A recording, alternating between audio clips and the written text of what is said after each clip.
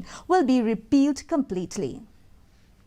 Meghalaya Chief Minister Conrad Sangma inaugurated the Chief Minister's Solar Mission at the State Convention Centre, Shillong on Friday in presence of Power Minister Abu Tahir Mondal and Chairman of MNREDA Rupert Mormon. He said the mission represents a paradigm shift by blending cutting-edge technology with innovative financing models.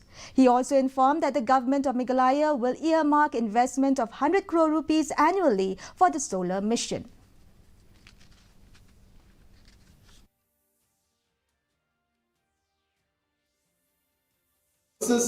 Installation as well as maintenance, and we provide the finance.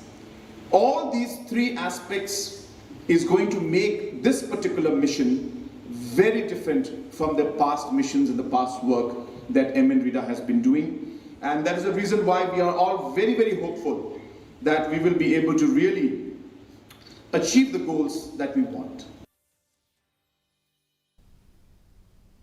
The cabinet